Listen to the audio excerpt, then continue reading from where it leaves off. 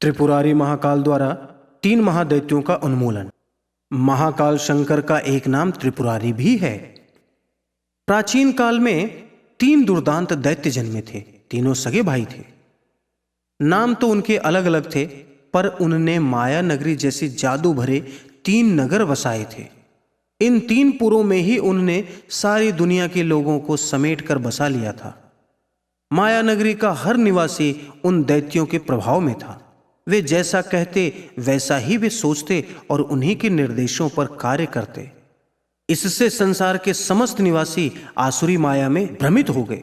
धर्म का लोप हो गया और अधर्म की विजय दुंदुभी बजने लगी। असुरता का वैभव चमका और तीनों पुरियां बड़ी समृद्धशाली दिखने लगीं, पर भीतर ही भीतर सब कुछ खोखला हो गया। उन नगरों के निवासी नाना प्रकार की आदि व्याधियों में, शोक संतापों में ग्रसित होकर नारकीय जीवन व्यतीत करने लगे। सर्वत्र हाहाकार मच गया। धर्म ने प्रजापति से गुहार की। प्रजापति ने महाकाल को इसके लिए नियोजित किया, क्योंकि वे ही परिवर्तनों के अधिष्ठाता देवता हैं। धर्म की पूरी बात भगवान शंकर ने सुनी और स्थिति को समझा। 3 पुर बसाने वाले वे 3 दैत्य यद्यपि अलग अलग हैं, पर वस्तुतः वे परस्पर पूर्णतया घुले मिले हैं। उनके 3 पुर भी अलग अलग दिखाई पड़ते हैं, पर वस्तुतः वे परस्पर एक दूसरे के पोषण अभिवर्धन करते हैं। यह तीनों दैत्य साधारण रीति से नहीं मर सकते। उन्हें अभय वरदान यह मिला हुआ है कि जब वे मरेंगे तब एक साथ ही मरेंगे और एक ही शस्त्र से मरेंगे। वे दैत्य बड़े चतुर थे, इसलिए उन्होंने ऐसा वरदान मांग रखा था। वे जानते थे कि हम में से एक को भी परास्त करना सहज नहीं, फिर तीनों को एक साथ चुनौती देने का तो साहस ही कौन करेगा। इस पर भी कोई लड़ने आए तो फिर उसके पास ऐसा शस्त्र नहीं होता जो तीनों को एक साथ एक ही बार में एक ही क्षण में मारे। यह असंभव कार्य नहीं कर सकेगा, इसलिए दैत्य होने के कारण अमर न हो सकने पर भी एक प्रकार से अमर ही बने रहेंगे। भगवान शिव ने स्थिति पर विचार किया और उन्होंने दैत्यों से समस्त मानवता का उद्धार करने का उपाय खोज निकाला। उन्होंने जो त्रिशूल बनाया था तो एक ही शस्त्र, पर उसके 3 मुख होने के कारण वह तीनों दैत्यों का एक साथ संहार कर सकता था। महाकाल ने पूरे वेग से त्रिशूल का प्रहार किया और त्रिपुर नामक तीनों दैत्यों की शक्ति को विदीर्ण कर डाला।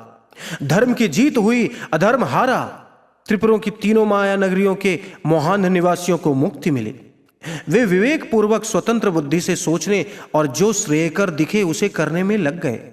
इस प्रकार मानवता पर आया हुआ एक महान संकट टल गया।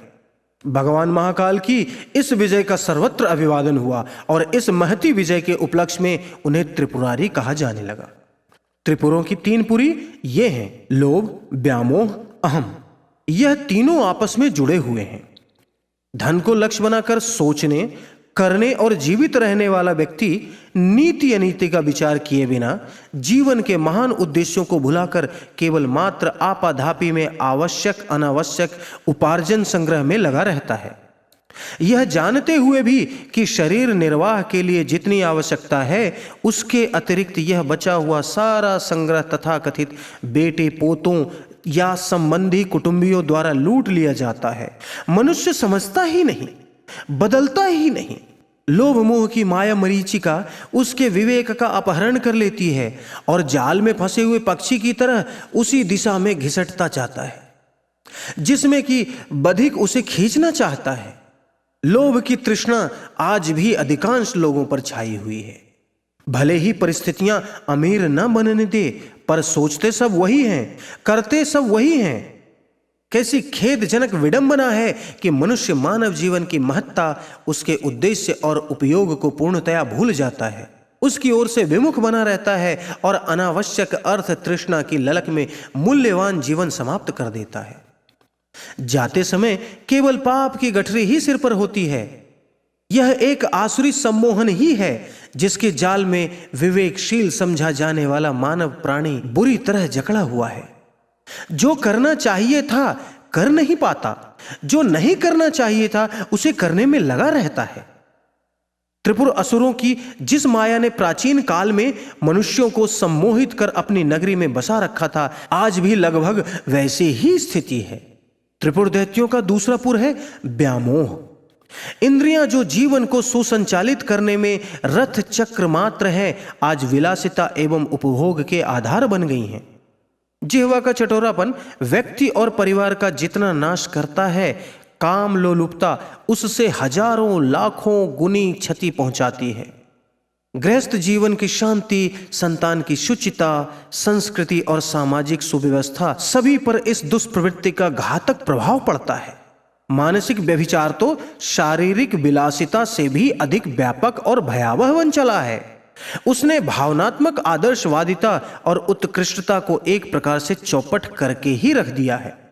विलासिता का यह व्यामोह जितना घातक है, उतना ही हमें प्राण प्रिय लगा करता है।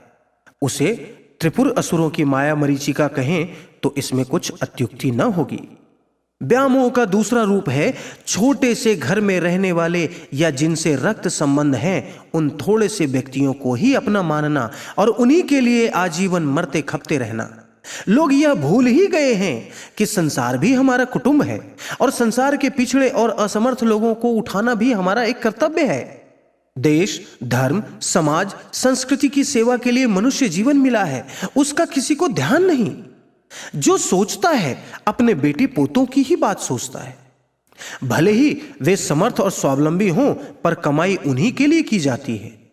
जोड़ समेट कर दिया उन्हीं को जाता है। जिनकी संतानें नहीं हैं, वे प्यासे से फिरते हैं और अपना नहीं तो पराया गोद धरते हैं। इस व्यामोह ने मूल्यवान व्यक्तियों का सत्यानाश करके रख दिया है। वे बेटे पोतों से ऊपर उठकर देश धर्म की कुछ बात सोचते तो न जाने क्या क्या कर सकते थे, पर संकीर्णता का व्यामोह उनके गले में फांसी के फंदे की तरह काल नाग बनकर लिपट रहा है।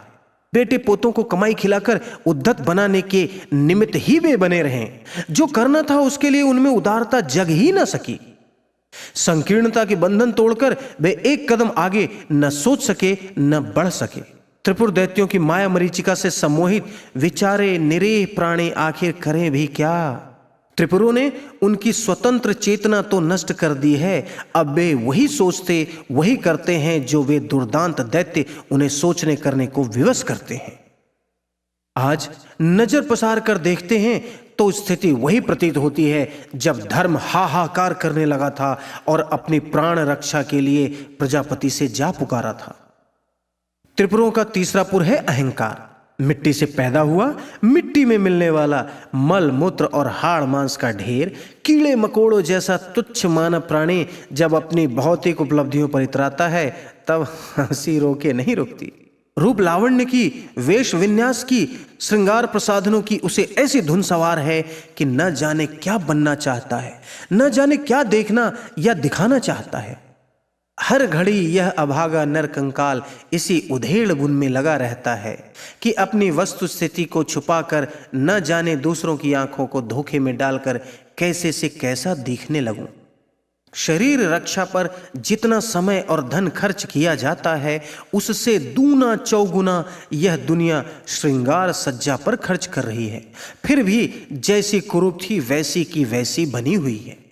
व्यवहार, बोलचाल, शान शौकत, ठाट-बाट, सज धज के स्वांग और अमीरी के चोंचले देखकर लगता है कि नाचीज सा आदमी कहीं पागल तो नहीं हो गया। जीवन की आवश्यकताएं थोड़ी सी हैं जो बड़ी आसानी से पूरी की जा सकती हैं, पर ठाट तो सुरसा के मुंह की तरह है जिसकी भूख कभी बुझती ही नहीं। जो भी कमाई है वह कम पड़ जाती है और विलासिता के साधन जुटाने में हर समय आर्थिक तंगी ही बनी रहती है। ब्याह शादियों में अमीरों का जैसा भौड़ा स्वांग गरीब लोग बनाते हैं, उसे देखकर हंसी रोके नहीं रुकती। अपनी छोटी सी हस्ती की सफलता और उपलब्धियों का लोग ऐसा ओछा और भौड़ा विज्ञापन करते हैं कि कई बार यह शक होने लगता है कि आदमी अभी जंगली युग से आगे बढ़ पाया है या नहीं। सभ्य बनने की उसकी डींग कहीं आत्म प्रवंचना ही तो नहीं। एक दूसरे के साथ इतरा कर बड़प्पन का रौब गांठते हुए उद्धत, उत्श्रृंखल, अवज्ञा और तिरस्कारपूर्ण व्यवहार करते हैं। उत्श्रृंखलता, उद्दंडता, गुंडागर्दी बरतते हैं। शोषण, उत्पीड़न, छल, द्वेष और अनाचार की रीति नीति अपनाते हैं। तब यही कहा जा सकता है कि अभी भी हम नर पशु एवं नर पिशाच ही बने हुए हैं। अहंकार मनुष्य का निकृष्टतम कमीनापन है। जो जितना उद्धत और अशिष्ट है उच्छृंखल और अनियंत्रित है, ढोंगी और शेखीखोर है, उसे उतना ही छोटा, हेय और नीच समझना चाहिए। दुर्भाग्य से यह अहंकार आज मानव जाति पर इस बुरी तरह आच्छादित है कि उसकी मूल सत्ता एवं आत्मा का स्वरूप ही उलट गया प्रतीत होता है। तथाकथित स्वाभिमान के नाम पर लोग कितने अशिष्ट, कृतघ्न और ओछे बनते जा रहे हैं, उसे देखकर यही कहा जा सकता है, यह युग अंधकार की दानवी छाया माया से पूरी तरह आच्छादित हो चला है। त्रिपुर दैत्यों ने अपनी माया नगरी में लोभ, व्यामोह और अहंकार की सत्ता स्थापित की और उनमें बसे हुए सभी लोगों को सम्मोहित कर कठपुतलियों की तरह अपने इशारों पर नचाया था। लगता है वर्तमान समय में भी वही स्थिति चल रही है। अशिक्षित, असभ्य लोगों से लेकर सुशिक्षित तथाकथित नेता, धर्मोपदेशक, कलाकार, विद्वान, ज्ञानी, गुणी सभी एक ही दिशा में चल रहे हैं। त्रिदोष जनित सन्निपात से हर कोई बहके बहकी बातें कर रहा है और उद्धत आचरण की कुचेष्टा बरत रहा है। दुष्परिणाम सामने है। व्यक्तिगत, शारीरिक, मानसिक, पारिवारिक, आर्थिक, सामाजिक, धार्मिक, राजनैतिक हर क्षेत्र में घोर अव्यवस्था फैल रही है। जिधर भी दृष्टि पसारी जाए उधर अनुपयुक्त, अनावश्यक एवं अवांछनीयता के अतिरिक्त कुछ और दिखता ही नहीं। ऐसी विकृत एवं विपन्न अवस्था में विद्रोह, विस्फोट, विक्षोभ, अशांति, उद्वेग, अव्यवस्था, असंतोष एवं शोक, संताप एवं दुख, दारिद्र्य की परिस्थितियां ही विनिर्मित हो सकती हैं।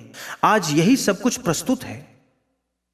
व्यक्ति की आत्मा मरणासन स्थिति में जा पहुंची है और समाज सर्वनाश की कगार पर खड़ा थर थर कांप रहा है। धर्म फिर हाहाकार कर उठा है, मानवता फिर चित्कार करने लगी है, धरती पर फिर पाप का बोझ असह्य हो उठा है। सबने मिलकर प्रजापति से पुकार की है कि हे विधाता, इस दुर्विचार को सुधारो। प्रजापति महाकाल को निर्देश कर चुके हैं।